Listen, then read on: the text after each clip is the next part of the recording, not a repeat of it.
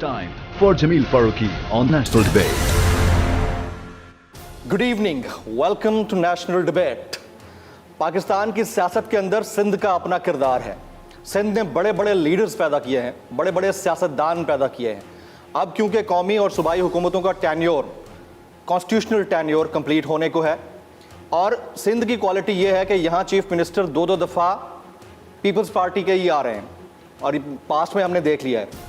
तो ये आने वाले दिनों में कितनी बेहतर होगी पाकिस्तान पीपल्स पार्टी की पोजीशन सिंध को लेकर और वफाक को लेकर, और साथ साथ यहाँ पर यह भी सवाल बनता है कि पाकिस्तान पीपल्स पार्टी के पास ऐसा कौन सा ट्रम्प कार्ड होगा, वो कौन सा प्रोजेक्ट है, वो कौन सी चीज़ है जिससे ये माइल कर पाएंगे सिंध के अवाम को बिलखुसूस और पाकिस्तान के अवाम को बिलुमूम। इस पर हम बात करेंगे आज की नेशनल डिबेट में। हमारे इंतहाई मुअज़्ज़ज़ मेहमान पाकिस्तान पीपल्स पार्टी के सीनियर रहनुमा, नायब सदर पाकिस्तान पीपल्स पार्टी सिंध, वज़ीर आला सिंध जनाब सैयद मुराद अली शाह साहब। Very warm welcome to the show sir. Thank you very much जी, thank you very much for having me. सबसे पहला सवाल, पाकिस्तान पीपल्स पार्टी ने सिंध के लिए बड़े काम किए होंगे, लेकिन इस हुकूमत के कंप्लीशन पे यानी टेन्योर के कंप्लीशन पे आप लोगों के पास ऐसा क्या होगा कि आप चाहेंगे कि पब्लिक उसको लाइक करे और नेक्स्ट गवर्नमेंट के लिए आपको इलेक्ट करे? Once again thank you for having me sir.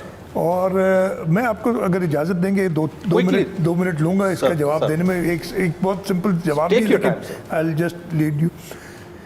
Recent times में 2008 में जी हुकूमत इलेक्शंस जो हुए, शहीद मोहतरमा बेनज़ीर भुट्टो की शहादत के बाद सिंध के लोगों ने ओवरवेलमिंगली पाकिस्तान पीपल्स पार्टी को सपोर्ट किया। हमारी वफाक में भी हुकूमत बनी, सिंध में हमारी हुकूमत बनी। वो 2008 तो आप कह सकते हैं कि बीबी की शहादत का वाक़या हो गया था। उसके बाद सदर आसिफ अली ज़रदारी मुल्क के सदर बने जी।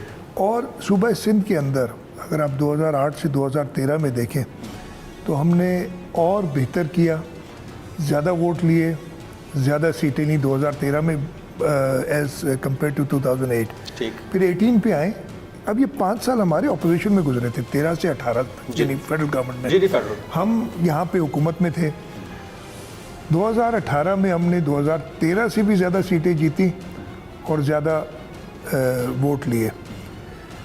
इस 5 सालों में अगेन हम पहले 3.5 पौने 4 साल फेडरल गवर्नमेंट ऑपोजिशन, हम ऑपोजिशन में थे इन द फेडरल गवर्नमेंट, और सिंध वाहिद सूबा था जो कि उस वक्त की पीटीआई की हुकूमत जो थी उसके साथ नहीं था, बल्कि वो तो प्राइम मिनिस्टर साहब उस वक्त के जो थे वो कहते सिंध तो हमारा नहीं है, ये लफ्ज़ हैं उनके, सिंध तो हमारा नहीं है। ये एटीट्यूड लेके वो चल रहे थे आगे। और उसके बावजूद जो आप कह रहे हैं कि हम में क्या फ़र्क है, सिंध के अंदर जो स्टेबिलिटी पाकिस्तान पीपल्स पार्टी दे चुकी है पिछले 5 साल में, एक ऐसी हुकूमत के होते हुए जो कहती है कि जी सिंध तो हमारा नहीं है, पूरे सूबे को उन्होंने because of Pakistan Peoples Party disown कर दिया। और हम सक्सेसफुली, अल्लाह ताला का शुक्र है, हुकूमत 5 साल चलाते हैं, अब ख़त्म होने वाला, जैसे आपने कहा हमारा कॉन्स्टिट्यूशनल टेन्योर। और इस दौरान कोविड या 2 बड़े सैलाब आते हैं तब भी हम करते हैं, और इसी दौरान लोकल गवर्नमेंट के इलेक्शन होते हैं तो हम पूरा सिंध स्वीप करते हैं। हर डिस्ट्रिक्ट में हमारा चेयरमैन है जो हमारे म्यूनसिपल कॉरपोरेशन हैं, केएमसी से ले के हैदराबाद, सक्कर, लाड़कानो, शहीद बेनज़ीर, इन सब में हमारे मेयर और डिप्टी मेयर्स हैं। तो आप उससे अंदाज़ा लगा सकते हैं, राइटिंग जो कहते हैं on the wall for the country to see. ये पूरे मुल्क के लिए कि इस्तेहकाम लाना, स्टेबिलिटी लाना है इस मुल्क में, और इस वक्त हमारी अशद ज़रूरत है स्टेबिलिटी की पाकिस्तान में। तो हुकूमत सिंध ने, पाकिस्तान पीपल्स पार्टी की हुकूमत सिंध ने ये डेमोन्स्ट्रेट किया है कि हम स्टेबिलिटी ला सकते हैं। प्रोजेक्ट्स की तो मैं बहुत बात कर सकता हूँ, मेरा नहीं ख्याल है कि बाकी 3 सूबे हमसे कंपेयर भी कर सकते हैं। Not even a comparison. On finger tips वो 2-3 जो बता देना जो आपको लगता है कि देखिए हमारी हेल्थ के शोबे में जो काम है उसके सब एक्नॉलेज करते हैं। वो मैं देख चुका हूँ गम्बट में, बाकी जगह हर जगह पे। हमारी जो रोड नेटवर्क हमने इम्प्रूव किया है सूबा सिंध का, मैं हर एक एरिया पे जाता हूँ, वो पहले ऐसी हालत थी कि लोग कहते थे हमें, हमारे अपने मेंबर्स कहते थे कि हम जो एग्जांपल्स है, कहते हैं कि जी हम मुर्दे अपने जब ले जाते हैं कब्रिस्तान तो वो उठ खड़े होते हैं, ऐसे रोड है सिंध के अंदर। और वो अल्लाह ताला का शुक्र है कि बहुत बेहतरी आई है। हमारी इरिगेशन नेटवर्क के अंदर जो हमने लाइनिंग की है और पानी बचाया है और इस वजह से हमारी प्रोडक्शन बढ़ती रही है, वो रूरल एरियाज़ में it has made a huge difference. और रूरल इकॉनमी में जो कंट्रीब्यूशंस हुई हैं, फिर हमारी पब्लिक प्राइवेट पार्टनरशिप में जो सक्सेसेस हैं वो देखने के काबिल है। तो कोई और सूबा कंपेयर नहीं कर सकती। ये तो मैं कह रहा हूँ डेवलपमेंट और बाकी चीज़ें होती, लेकिन सबसे बड़ी मेरे ख्याल से जो स्टोरी हम लेके जाएंगे वो होगी कि पाकिस्तान पीपल्स पार्टी इस मुल्क में अब इस्तेहकाम ला सकती है, इस मुल्क में स्टेबिलिटी ला सकती है। राइट। आप ज़रा बात कर लेते हैं ना कि आप सबको साथ लेकर चलने की सियासत पर बिलीव करते हैं, क्योंकि आपके लीडरशिप ये बिलीव करती है। तो अभी जब ये टेन्योर ख़त्म हो रहा होगा, चाहे वो वक्त पे हो या एक आध दिन पहले हो, उसकी कॉन्स्टिट्यूशनल ऑब्लिगेशंस अपनी हैं, एक दो दिन पहले हो तो 90 दिन के अंदर होगा।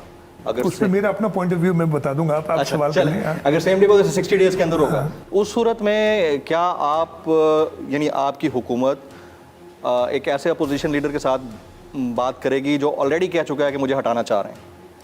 सबसे पहले तो हम नहीं हटाना चाह रहे। अच्छा, वो बार-बार तो यही कह रहे हैं कि हमें मुझे हटाना चाह रहे हैं। मतलब पता नहीं, पीपल्स पार्टी मुझे हटाना चाह रही है। मुझे नहीं पीपल्स पार्टी बिल्कुल नहीं हटाना चाह रही। नंबर वन, मैं लीडर ऑफ द हाउस हूँ, मैं वाइस प्रेसिडेंट हूँ पाकिस्तान पीपल्स पार्टी का, पार्लियामेंट्री लीडर हूँ सूबाई असेंबली सिंध में पाकिस्तान पीपल्स पार्टी का। कोई ऐसी चीज़ नहीं, ऐसा कुछ नहीं है, ऐसा कुछ भी नहीं है। देखिए, इस वक्त 168 मेंबर टोटल सिंध असेंबली में है, जिसमें से 99 पाकिस्तान पीपल्स पार्टी के हैं, यानी 69 ऑपोजिशन के हैं। अगर वो 99 हटा दे 168 में से, 35 लोग चाहिए। अगर 35 लोग, उनमें से एक भी पीपल्स पार्टी का नहीं है जो 69 है, 35 लोग अगर लिख के देंगे कि लीडर ऑफ द ऑपोजिशन फलाना नहीं फलाना होना चाहिए, तो वो चेंज हो जाएगा। एक बार पहले भी चेंज हुआ है। इसी दौर में फिरदौस शमीम नकवी साहब लीडर ऑफ द ऑपोजिशन थे, 35 लोगों ने साइन करके दिया कि अब हमें हलीम आदिल शेख साहब चाहिए, तो वो चेंज हो गया। उसमें पीपल्स पार्टी का क्या किरदार है? तो ये रेस्ट एश्योर्ड रहें कि ऐसी पीपल्स पार्टी की तरफ से कोई बात नहीं है, नंबर वन। तो ये छोड़ दें। और बात होगी उनसे इंटरिम सेटअप के लिए? क्यों नहीं होगी? वो आएंगे तो क्यों नहीं? मेरा उनके कॉन्स्टिट्यूशनल राइट है, मेरे ऊपर एक कॉन्स्टिट्यूशनल ऑब्लिगेशन है कि मैंने लीडर ऑफ द ऑपोजिशन के साथ सलाह मशवरा करके केयर टेकर सेटअप के लिए चीफ मिनिस्टर का नाम फाइनल करना है। पहला स्टेज वही होता है और उसमें कोई मुज़ायका नहीं अगर वो चाहेंगे मिलना, लेकिन वो फॉर वट एवर रीजन्स अपनी कॉन्स्टिट्यूशनल रिस्पॉन्सिबिलिटी पूरी नहीं कर रहे। मैं बता रहा हूँ, असेंबली नहीं आ रहे ना, कॉन्स्टिट्यूशनल रिस्पॉन्सिबिलिटी अपने हल्के के लोगों के साथ या पूरी अपोजिशन की जो रिस्पॉन्सिबिलिटी उनके पास वो पूरी नहीं कर रहे। वो उनको चाहिए कि वो आएँ। अगर उन्हें डर है किसी चीज़ का तो वो तो फेस करना पड़ेगा ना जी। मैं खुद 5 साल जी हुकूमत में, कई बार मुझे कहा गया कि जी बस आप, और इसी ऑपोजिशन जो हमारी थी पीटीआई की, उन्होंने असेंबली के अंदर तकारीर में मेरे सामने खड़ा किया कि जी, खड़े होके कहा है कि बस 10 दिन 15 दिन में आप अरेस्ट हो रहे हैं। मैंने तो कहीं नहीं किया। हमारे इस वक्त फेस किया हमारे जो स्पीकर सिंध असेंबली हैं आगा सिराज दुरानी साहब, वो अभी भी जेल में है, लेकिन अपनी कॉन्स्टिट्यूशनल रिस्पॉन्सिबिलिटी पूरी कर रहे हैं। तो वो कहीं चले तो नहीं गए। सरदारी साहब फेस करते हैं, इसके अलावा आपकी सारी तकरीबन लीडरशिप है। तो मुझे समझ नहीं आ रही, वो रिस्पॉन्सिबिलिटी अपनी नहीं पूरी कर रहे और ब्लेम पाकिस्तान पीपल्स पार्टी को डाल रहे हैं। ये बिल्कुल नामुनासिब है। मैं तो उन्हें कहूँगा कि आएँ, अपनी कॉन्स्टिट्यूशनल रिस्पॉन्सिबिलिटी पूरी करें। दूसरा, आपका अगर मुझे इजाज़त आपने बात की 60 दिन या 90 दिन। देखिए, आइन में बिल्कुल 2 हैं कि अगर पहले असेंबली टूट जाती है अपना टर्म ख़त्म होने से तो 90 दिन। उसका एक मकसद, ये मेरा पॉइंट ऑफ व्यू है, बिल्कुल बताएं। उसका एक मकसद होता है। अगर असेंबली 2 साल 2.5 साल में किसी वजह से, और वो वजह ये होती है कि अगर वजह इसलिए नहीं होती, वो अनफॉर्चुनेटली लोगों ने ऐसे बना दी है, मुराद अली शाह चीफ मिनिस्टर है, उसका पावर है असेंबली जिस वक्त चाहे डिसॉल्व करे। मुझे सुबह दफ्तर जाने का मूड नहीं हुआ तो मैं कहता हूँ यार आज मैं डिसॉल्व कर देता हूँ। ऐसे नहीं होता है। अगर चीफ मिनिस्टर समझता है कि उसकी सूबे की हुकूमत नहीं चल सक रही है, यहाँ वो अपनी मेजॉरिटी खो चुका है, तब वो ये पावर एक्सरसाइज करने मेरा पॉइंट ऑफ व्यू है। अदरवाइज नॉर्मल प्रोसीजर में किसी बंदे को, किसी शख्स को खुश करने के लिए आप असेंबली डिसॉल्व नहीं करते, लेकिन अगर आप अचानक डिसॉल्व हो जाए असेंबली तो इलेक्शन कमीशन को इलेक्शन कराने के लिए कुछ टाइम चाहिए होता है। हाँ, तकरीबन 1 महीना 30 डेज जो 90 डेज इसलिए होता है उस वक्त कि अचानक एक चीज़ हो जाती है and they have not prepared for it. मैंने अगर अचानक हो जाए, लेकिन अगर सबको पता है कि जी 13 अगस्त को टर्म ख़त्म हो रही है तो ऐसे इलेक्शन कमीशन अपना काम कर रही है, मेरे हिसाब से दे हैव 60 डेज। हाँ, तो वो दैट इज सफिशिएंट टाइम कि उसमें आप कर 60 डेज में जब हो सकते हैं ना, they have already start preparations, जहाँ तक मुझे पता है, बल्कि सबको पता है। ईएमएस की तैयारी हो रही है, बात ही खत्म। तो ये 90 इसलिए नहीं होता कि जी मेरा चीफ मिनिस्टर का या प्राइम मिनिस्टर का मकसद, ये मेरा पॉइंट ऑफ व्यू है, I don't know if the others will agree और नॉट, कि ये नहीं होता कि प्राइम मिनिस्टर का मोटो ये 60 नहीं 90 दिन में होने चाहिए इलेक्शन, तो मैं 1 दिन पहले तोड़ देता हूँ या 2 दिन पहले तोड़ देता हूँ, ऐसे नहीं होता है। अगर 1-2 दिन पहले भी तोड़ दें तो अप टू 90 डेज है। The election commission should be prepared to have elections within 60 days, right, because they are ready for it. Very right. अगर आप पाकिस्तान पीपल्स पार्टी यहाँ से विन करती है, जो कि सिंध अक्सर हमने देखा है कि वो पीपल्स पार्टी को ही चूज़ करता है, तो नेक्स्ट चीफ मिनिस्टर सिंध आप ही होंगे?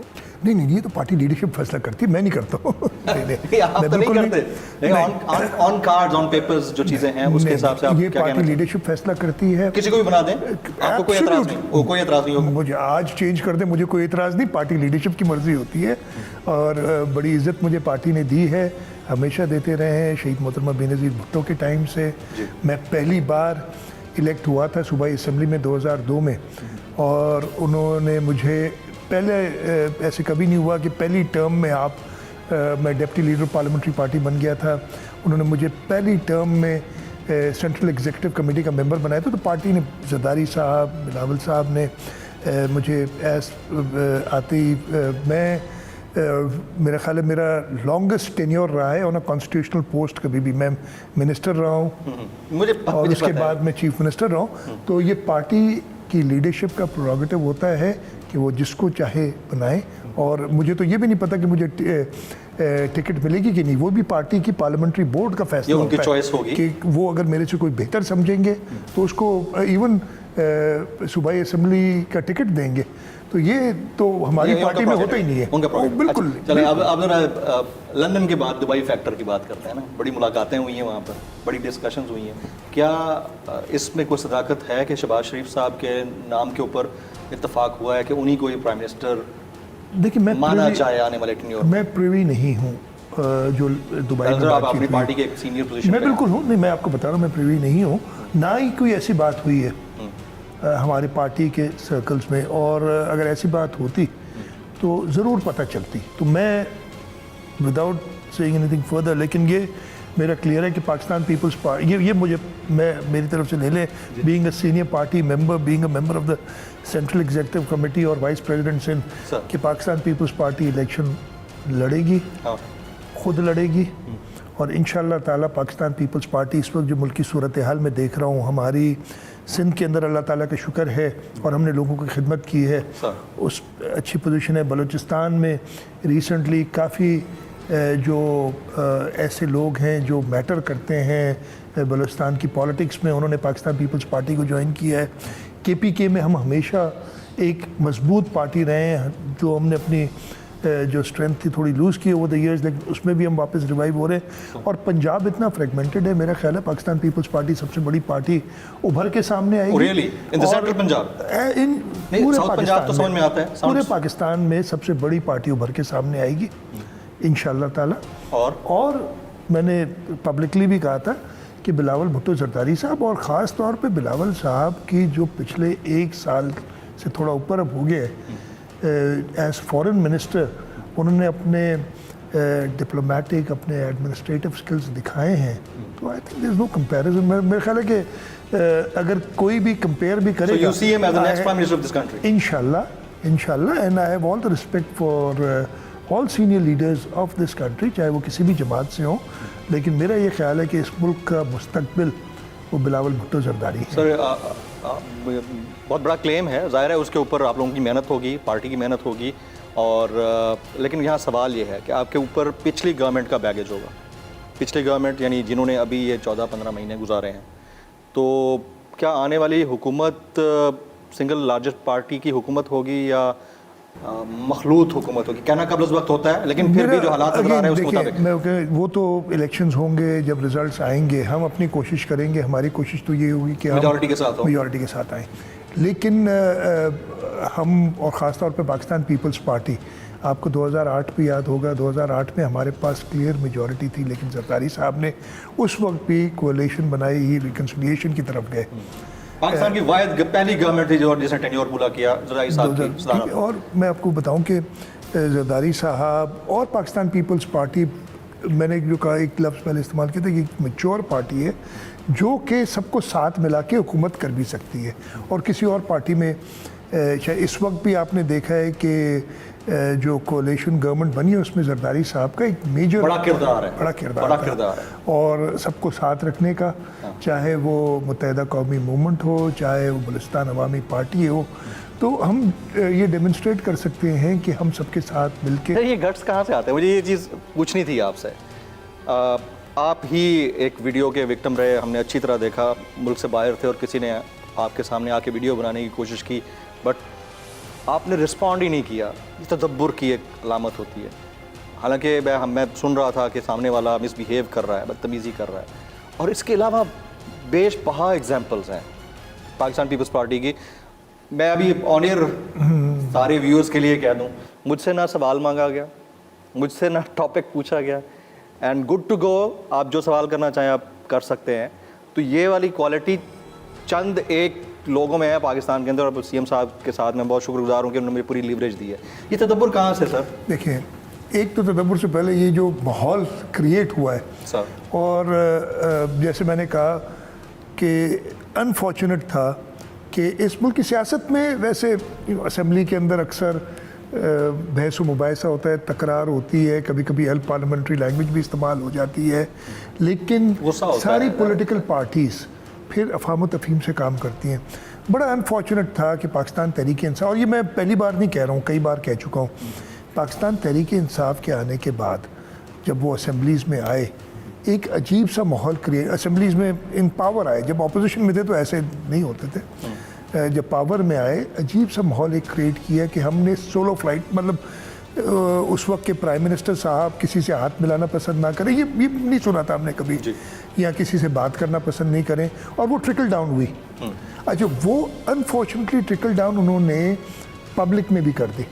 ये जो होता था कि जी वीडियो बना ली किसी की, किसी के सामने आके, और आप क्या कर सकते हैं।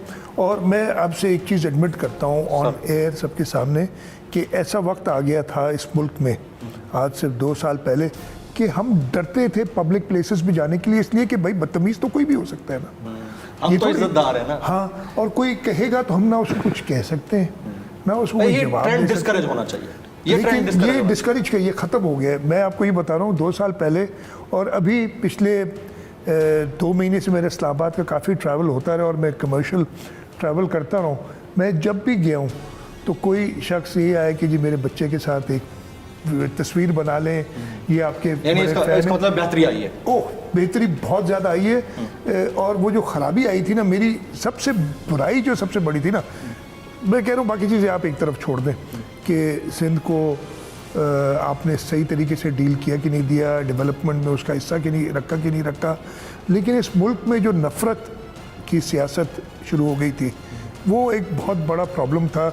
हर इदारे को आपने जो नफ़रत की निगाह से देखने लगे, सूबाई हुकूमतों को जिसकी जब मर्ज़ी आए उसकी पगड़ी उछाल दी, तो ये एक बहुत बुरा माहौल क्रिएट कर दिया था और मैं उसमें बहुत बेहतरी देख रहा हूँ। आपने एक और मैंने जवाब दे दूँ, 14 महीने की जो पिछले इस करंट हुकूमत की बैगेज की बात करें, I don't think there is much baggage. आप समझते हैं कोई बैगेज नहीं सर? आपकी इजाज़त में एक ब्रेक ले लेता हूँ, टाइम हो रहा है। ब्रेक के बाद जब वापस आएंगे बैगेज की बात करेंगे। ख़वातीन एक ब्रेक लेते हैं। ब्रेक के बाद जब वापस आएंगे तो वज़ीर आला सिंध सैयद मुराद अली शाह साहब से ये भी पूछना है कि मुल्क के उमूमी हालात कुछ भी हों, सिंध के अंदर जो मसाइल चल रहे हैं उसको काउंटर किस तरह किया जाएगा, उनका हल क्या है।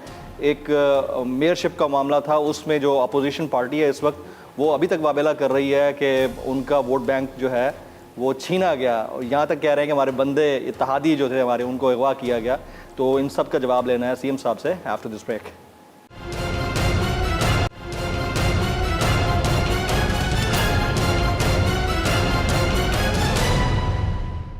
Welcome back. इस नशिस्त में मुराद अली शाह साहब वज़ीर आला सिंध हमारे साथ मौजूद हैं। ब्रेक से पहले इस हुकूमत के गुज़िश्ता 14 महीने के जो बैगेज है उसकी हम बात कर रहे थे, तो वो शाह साहब कह रहे हैं कि ऐसा बैगेज कोई नहीं है। शाह साहब देखिए, आपको इस तनाज़ुर में देखिए, जब अप्रैल में ये चेंज आया था, अप्रैल 2022 की बात कर रहा हूँ, जब चेंज आया था उस वक्त जो मुल्क की सूरत हाल थी, पिछली हुकूमत इमरान खान साहब की जाते जाते उन्होंने जो हरकतें की, वो तेल की प्राइस गिरा दी, इंटरनेशनल मार्केट बढ़ रही है, ये सब्सिडीज़ लोगों को, ये दो चीज़ें थी उसमें। एक तो वो समझे थे कि शायद जो है अपनी हुकूमत बचा सकेंगे इससे, उससे ज़्यादा था कि जी हम तो जा रहे हैं लेकिन अगली जो हुकूमत आ रही है उसके लिए इतनी मुश्किल पैदा कर जाएं कि वो चला ना सके।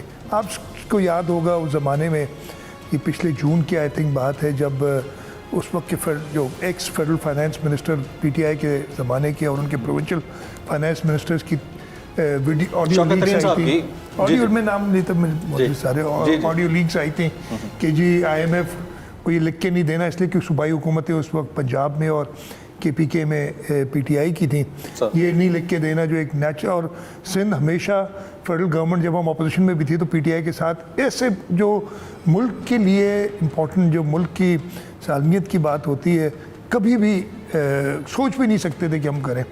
इस माहौल में उन्होंने हुकूमत को छोड़ा और कई मुश्किलात के साथ छोड़ा।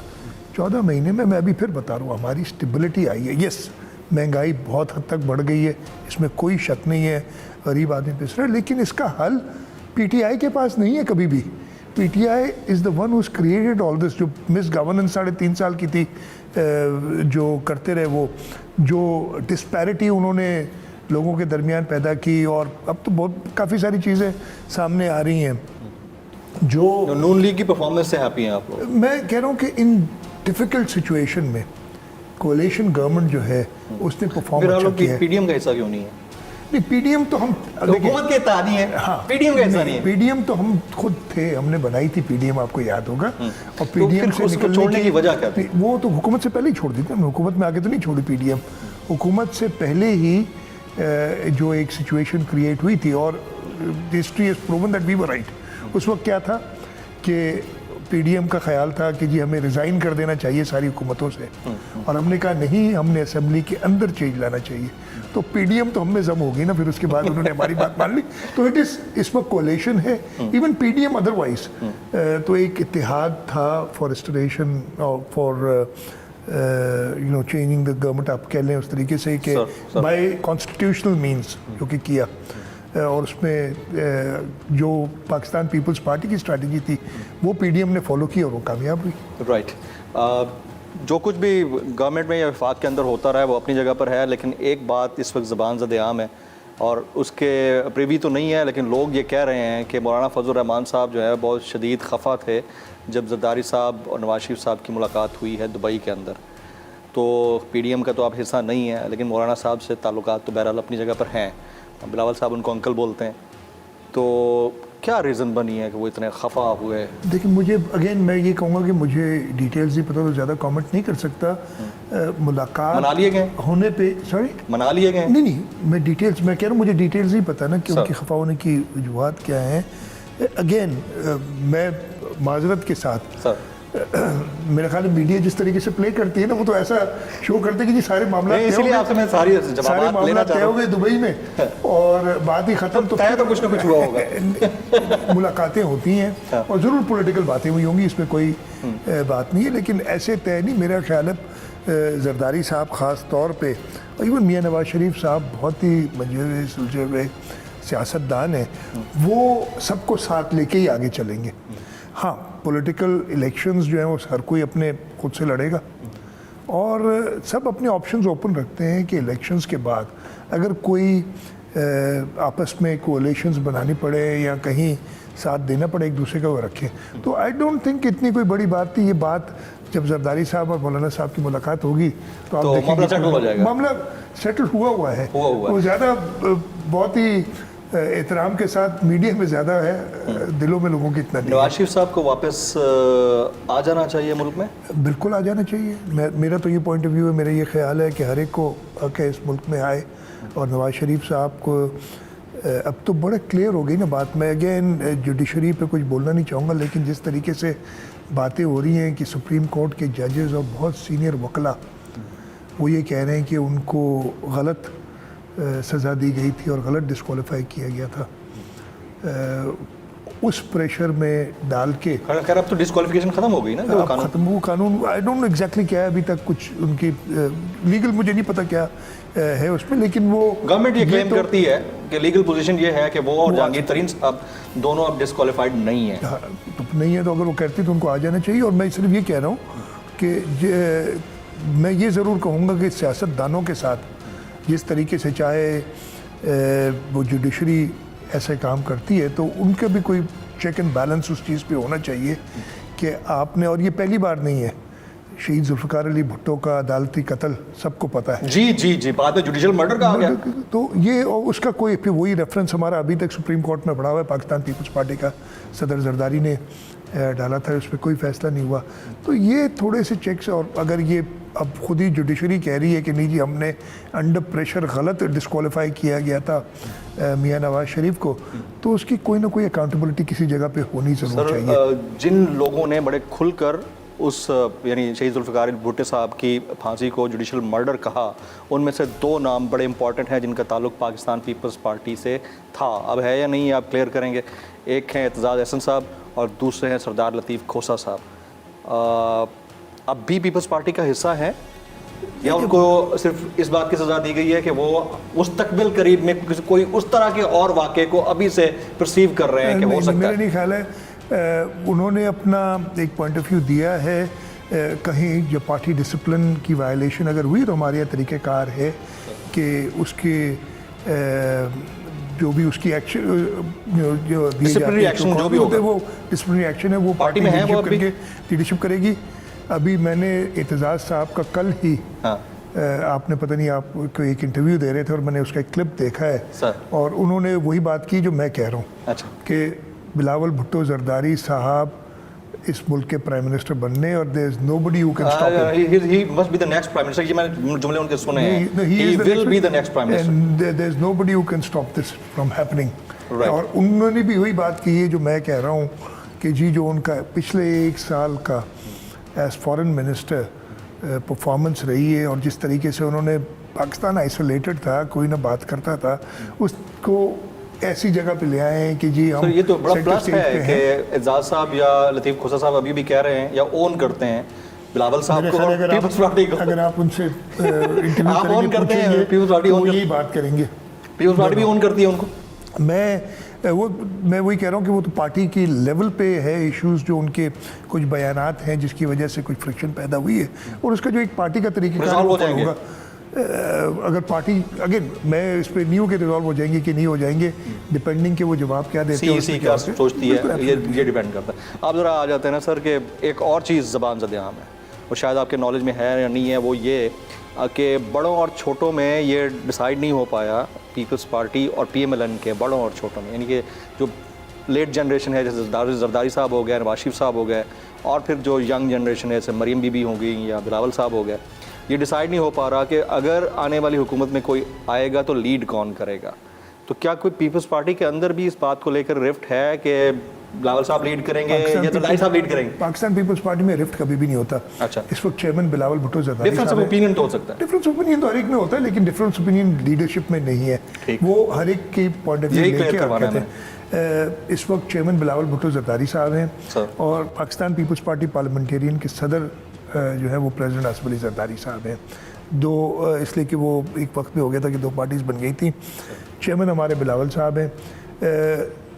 मेरा ख्याल है कि इतनी बाकी मैं अगेन किसी और पार्टी पे कहना नहीं चाहूँगा, लेकिन सुनते जो अब हैं मैं कि कोई डिफरेंसेस हैं या कुछ ऐसी बात है, पाकिस्तान पीपल्स पार्टी में ये डिफरेंसेस नहीं है। राइट, यानी कि प्राइम मिनिस्टर के कैंडिडेट बिलावल भुट्टो साहब होंगे, बिलावल भुट्टो साहब नहीं होंगे, बिलावल भुट्टो साहब होंगे या जो पार्टी लीडरशिप फैसला करेगी वो होगा। लेकिन मेरे जो नॉलेज है इस वक्त जो है कि बिलावल भुट्टो जरदारी साहब इंशाल्लाह प्राइम मिनिस्टर बनेंगे। राइट, जापान गए बिलावल भुट्टो जरदारी साहब और वहाँ पर उनके साथ एक ही फ्रेम में आसफ़ा बीबी भी मौजूद थी, तो सारे हमारे नेशनल मीडिया ने उसको ब्रॉडकास्ट किया।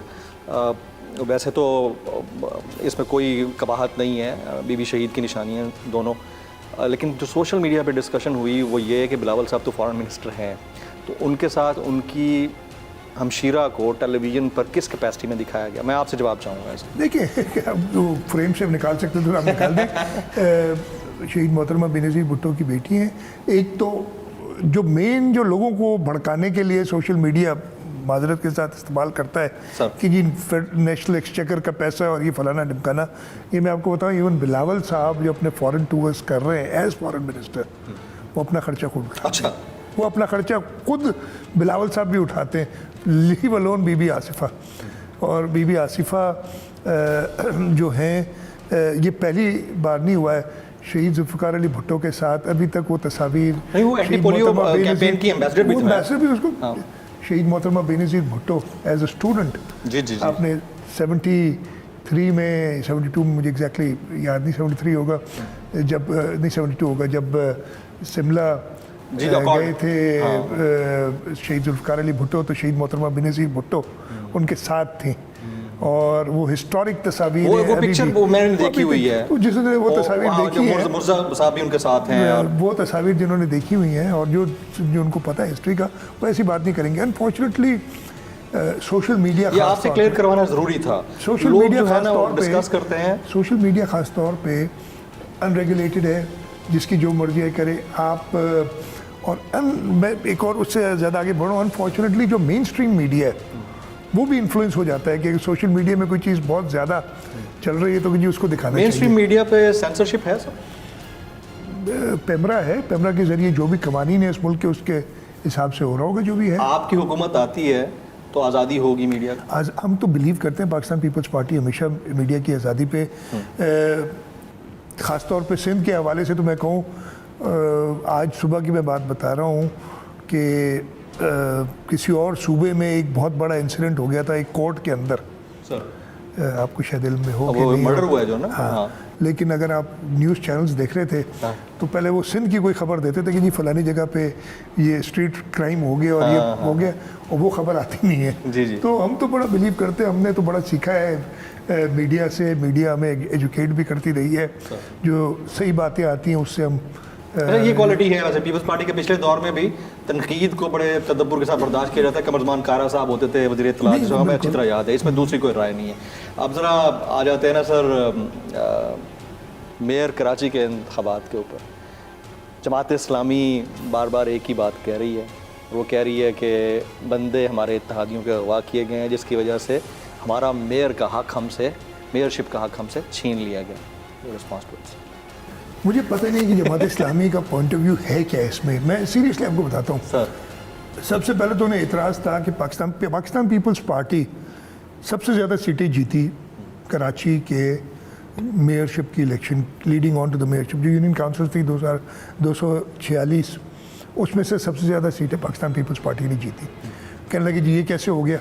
अब मुझे ये बताएं 2018 के जो इलेक्शन हुए थे, रिसेंट इलेक्शन समझ लें ना, डिस्पाइट द फैक्ट कि हमने कहा कि हमारे साथ ज़्यादतियाँ हुई और बड़ा लियारी के अंदर जो हुआ, साउथ की एक और सीट के अंदर हुआ, हमारी जो वेस्ट की सीट, जो हमारे ऑब्जर्वेशंस थे और बाद में लगता था कि वो आपकी सीटें होंगी वहाँ पर, उसके बावजूद हमने, अब मुझे नंबर याद नहीं, 4 या 5 है मैंने हमारे हैं कराची से, और 7-8 MP हमारे हैं। जमात इस्लामी का एक MPA जीता था 2018 में। वो अगर वहाँ से मेरे ख्याल 82 थी उनकी, कितनी बनी सीट्स आखिर में ले लेती हैं तो वो ठीक है। जो आपको मिले वो गलत है। पीपल्स पार्टी ऑलमोस्ट 50% कराची का पहले हमारे ख्याल है हम जीत चुके थे इन जनरल इलेक्शन 2018 के, वो अगर उनसे ज़्यादा सीटें लेती तो वो गलत है। मतलब ये तुक समझ नहीं आई। कोई पॉलिटिकल मैनेजमेंट नहीं हुई? Absolutely not. लोगों को कराची के अंदर पॉलिटिकल मैनेजमेंट कैसे हम करेंगे? 2000 this was the clear absolutely not by the way. बड़ा अच्छा लगा मुझे आपकी तरफ से। कैसे, मैं सिर्फ इसलिए कह रहा हूँ, और मैं ज़्यादा I will not go further into it even if you ask me. Political management करने वाले सियासी लोग नहीं है। ठीक है, ये तो सियासी लोग, हमने सियासी तरीके से इलेक्शन लड़ा। हाँ, हमें लेवल प्लेइंग फील्ड दी गई हमने उस लेवलिंग प्लेइंग फील्ड से सबसे ज़्यादा हम चाहते थे कि मुत्तहिदा कौमी मूवमेंट इलेक्शन लड़े। वो क्यों नहीं लड़े? उनकी अपनी मर्जी थी। तो इससे फायदा हुआ किसी को? जमात जमात इस्लामी को सीधा सीधा मैं तो आपको बता रहा हूँ, हमारा अपना टारगेट जो हमने सीटें जीती थी, हमने कम से कम 15 सीटें कम जीती है, इसलिए कि हमारा ये ख्याल था कि मुत्तहिदा कौमी मूवमेंट अगर इलेक्शन लड़ेगी तो जमात इस्लामी का और मुत्तहिदा कौमी मूवमेंट का वोट आपस में बटेगा, कुछ सीटें उनकी कम होंगी और हमारी सीटें बढ़ेंगी। मुत्तहिदा कौमी मूवमेंट शायद दूसरे नंबर पे पार्टी ले जाती। मुत्तहिदा को शायद ये मंजूर नहीं था कि वो दूसरे नंबर की पार्टी आए, because they been winning in Karachi, but उनको याद होना चाहिए कि पीटीआई से हार चुके हैं पिछली इलेक्शन। खैर वो उनकी अपनी मर्जी है, किसी पॉलिटिकल पार्टी की हम नहीं कह सकते। तो जमात इस्लामी का ये पूरी लॉजिक समझ नहीं आ रही। अब भाई इलेक्शन हो गई, मैंने कल सारे जमात इस्लामी पूरे कराची के 25 टाउन हैं, उन सब के चेयरपर्सन्स और वाइस चेयरमैन को बुलाया था। सब आए, जमात इस्लामी के लोग भी थे, 9 टाउन है मेरे ख्याल है, सभी आए थे। या एक आध शायद वो ना होगा कराची में, सभी आए थे। बड़ी अच्छे माहौल में बात हुई। उससे पहले हमारे लोकल गवर्नमेंट मिनिस्टर उनके साथ मीटिंग कर चुके हैं। मैंने उनकी बातें सुनी और मैंने मौके पे ही उन्हें यकीन दिलाया और कहा कि सिंध हुकूमत आपके साथ चलना चाहती है, इसलिए कि हमारा ऑब्जेक्टिव कॉमन है कि इस सूबे, इस शहर के लोगों की खिदमत करना। और आप लोगों को मैंडेट मिला है, आप लोगों को अपने टाउन्स जीते हैं, हमारा फ़र्ज़ है कि आपको फैसिलिटेट करें और फिर आपसे जवाब लें। तो एक तरफ वो हमारे साथ काम कर रहे, कल सारे आए थे, सब आए थे, और दूसरी तरफ प्रेस कॉन्फ्रेंस कर रहे हैं। प्रेस कॉन्फ्रेंस वो मर्जी है ना। मैं कह रहा हूँ कि मीडिया ने हाइप तो क्रिएट करनी होती है। मैं सिर्फ ये थोड़ा सा प्रॉब्लम ये हो गया हुआ है, मैं आपको थोड़ा सा कि पहले तो ये फोरम्स हुआ करते थे असेंबलीज। अब सूबाई असेंबली में या केएमसी है तो केएमसी के फोरम पे या नेशनल असेंबली में अब एक नया फोरम आपने दे दिया मीडिया उस पे जिसकी मर्जी है जो बात कर ले। ऊपर से तो लगता है कि ऊपर से नेशनल प्रेस क्लब हो तो कोई भी आकर बैठ जाता है। लगता है कि सारे के सारे फैसले होते ही मीडिया पे हैं। जैसे आपने दुबई के फैसले भी सुना दिए, हमें पता ही नहीं है। सर ये देखें, आपसे जवाब नहीं लेंगे तो फिर क्लियर नहीं होगी ना पोजीशन। जा रही है, आपका पॉइंट ऑफ व्यू जाना चाहिए। एक आखिरी सवाल, पाकिस्तान पीपल्स पार्टी की हुकूमत आती है उस वक्त तो जब होगा, अभी जिस हुकूमत में आप इत्तेहादी हैं उसके अंदर क्या किसी भी पॉलिटिकल पार्टी के ऊपर, सियासी जमात के ऊपर पाबंदी लगनी चाहिए? किसी सियासी जमात पे पाबंदी नहीं लगनी। आप इसके हक में नहीं है? मैं पाबंदी के बिल्कुल हक में नहीं हूँ। हाँ, सियासी जमातों को अपना एक कोड ऑफ कॉन्डक्ट ज़रूर फॉलो करना चाहिए। That is a must. अब उसको आप जो मुल्क की सालमियत के ख़िलाफ़ काम करेगा, क्या उसको सियासी जमात आप कहेंगे? इस मुल्क की सियासी जमात जो इस मुल्क के कवानीन को फ्लॉन्ट करेगा, क्या आप उसको सियासी जमात कहेंगे? तो ये सबसे पहले तो आपको सियासी जमात डिफ़ाइन करना पड़ेगा। और उसका जो सियासी जमात के वीव गॉट हमारा जो इलेक्शन एक्ट है, पहले रिप्रेजेंटेशन ऑफ पीपल्स एक्ट हुआ करता था, उसके अंदर सियासी जमात के कवायद, उसकी कॉन्डक्ट, उसके डिसिप्लिन के हवाले से सारी चीज़ें मौजूद हैं। और अगर मैं as a political party, for example ये फॉरेन फंडिंग वाली चीज़ है, जी जी, उसको अगर मैं फ्लॉट करूँगा तो मैं सियासी जमात हुई नहीं फिर। तो सियासी जमात को पाबंदी नहीं होनी चाहिए, लेकिन पहले उसको सियासी जमात बनना पड़ेगा। Absolutely very right. जनाब मुराद अली शाह साहब, आपने स्पेशली हमारे लिए वक्त निकाला, बहुत आपका बहुत शुक्रिया। थैंक यू वेरी मच जी। Thank you.